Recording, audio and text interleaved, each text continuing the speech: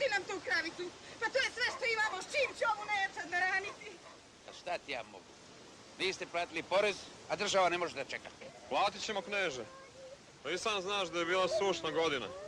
Zemlja nije rodila. Pričekajte nas koji mjesec dana. Prodat ćemo što god i pošteno platiti. Svi ste vi isti, svi vi tako govorite. A ja nek muku mučim, jeli? E, ne ide to tako. Ne može! Tjeraj! Odbi!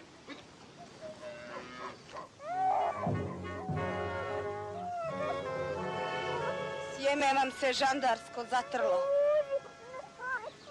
Da Bog da vas hajduci dočekali. Čut! Nije reči da nisam čuo. Vidi ti nje. Hajducima prekiša. Da ću ja tebi. Sram vas istid bilo, gulikože jedna. Ja. Razlaz. Čuješ ti? Beži!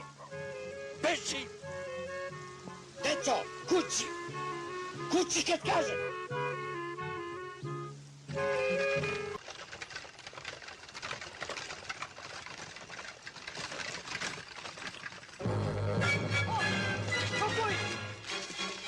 Nazoružaj žandare, skidaj i događaj.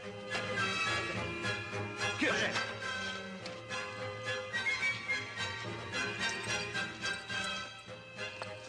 Brže tamo! Tartonja! Poručuje ti Harambaša desnica da kažeš ovo naredniku Munišatu. To je žandar Rašula!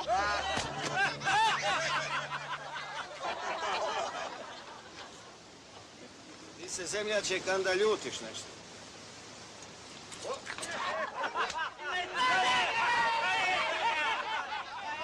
Čujder me dobro. Čujder me jednom i za svagda.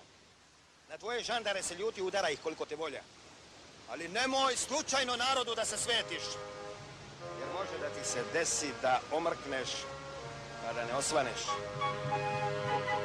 I vjeruj mi, sutra će tebe i ovog kukavnog kneza Trtonju istjerati službe kad budu čuli da ste sa Harambašom desnicom vino pili i oružje mu svoje predali. A i vrijeme je da odete, jer predugo ovaj narod kinjite. Ajde, živjeli!